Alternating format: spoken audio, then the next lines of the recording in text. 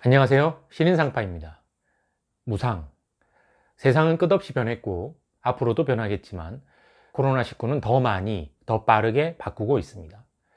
블룸버그 선정 세계 1위 미래학자인 제이슨 쉔커가 쓴 코로나 이후의 세계를 통해 무엇이 사라지고 무엇이 나타날지 예측해 봅니다.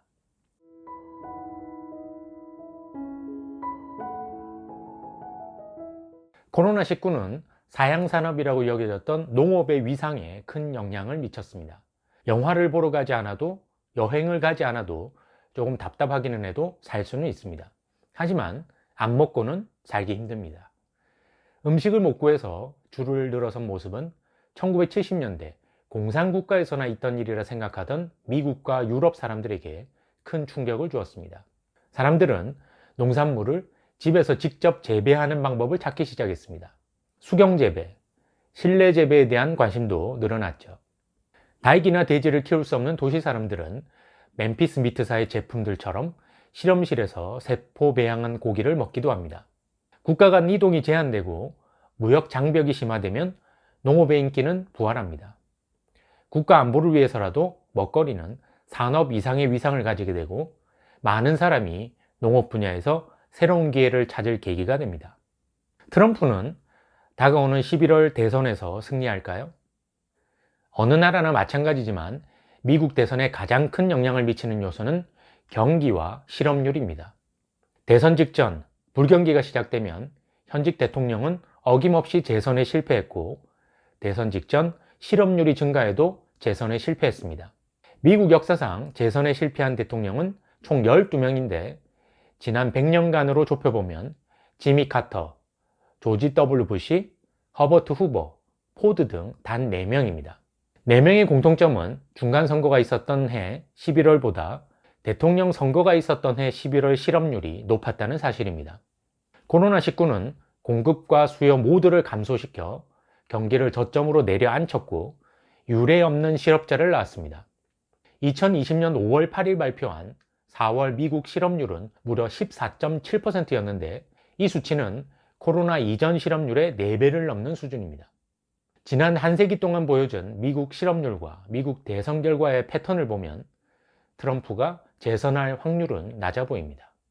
지난 3월과 4월 총 20번에 걸쳐 평생 처음 재택근무라는 걸 해보았습니다. 일이 잘 될까 걱정도 했지만 노트북과 스마트폰 그리고 와이파이는 회사에 출근하지 않고도 전혀 불편함 없이 해주더군요. 코로나 이후의 세계에서 급격히 성장할 직종은 무엇일까요?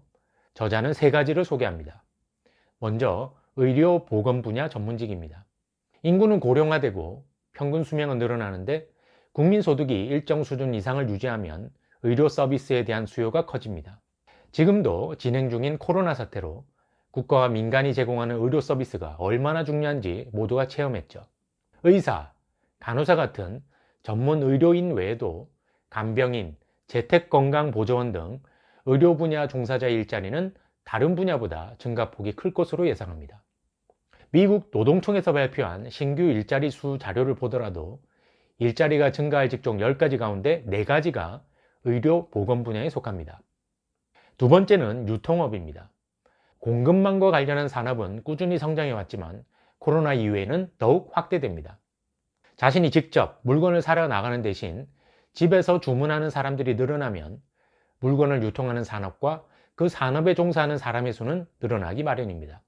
쿠팡이나 네이버 쇼핑에서만 소비하고 이동이 줄어들면 기업용 오피스나 자영업 가게는 타격이 크겠지만 창고나 유통센터 수요는 증가합니다. 세 번째는 지식 노동자입니다.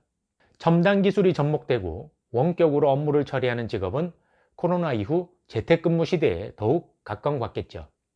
고용주는 사무실을 유지하는 데 필요한 막대한 비용을 절감해 줬고 직장인들은 장시간 출퇴근에 날려버린 시간과 비용을 아껴 만족스럽습니다. 반면 재택근무가 불가능한 직종은 감소할 가능성이 높습니다. 직업을 선택할 때 재택근무 가능 유무는 중요한 요소가 됩니다. 코로나 이후에 교육의 미래는 어떻게 변할까요? 온라인 교육이 확대되면 전통적인 교육 길드 시스템이 해체하면서 교육 비용이 낮아집니다. 학교가 더는 넓은 운동장과 큰 건물을 소유할 필요가 없어지고 관리자도 줄어들기 때문입니다. 교육 비용이 낮아지면 더 많은 사람들이 교육을 받고 새로운 경쟁에 참여하게 됩니다. 빈부격차가 일으킨 교육격차를 줄일 좋은 기회이죠. 대학 위상 역시 크게 달라집니다. 명문 대학에 입학하는 이유는 우수한 교수진이 제공하는 양질의 강의도 중요하지만 동문, 동창이라는 특수한 인적 네트워크가 생기기 때문입니다. 온라인 교육 활성화는 인적 네트워크를 느슨하게 해서 등록금이 비싸거나 체제비가 많이 드는 대학의 매력을 떨어뜨리겠지만 더 많은 사람이 거리와 비용 부담 없이 지식과 정보를 얻게 됩니다. 제주도에 계속 살면서 서울대학교 졸업이 가능한 시대가 오고 있습니다. 지금도 많은 학생이 등교하지 못하고 있습니다.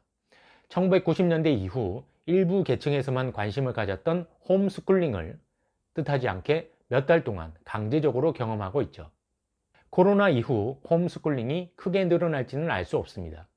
학교는 지식만을 배우는 곳이 아니라 사회성도 키우는 장소이니까요.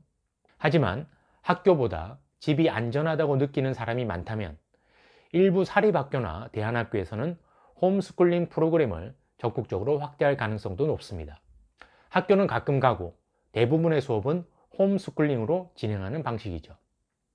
코로나 이후 재택근무가 늘고 출장과 여행이 감소하면 모든 교통수단의 사용량도 줄어듭니다.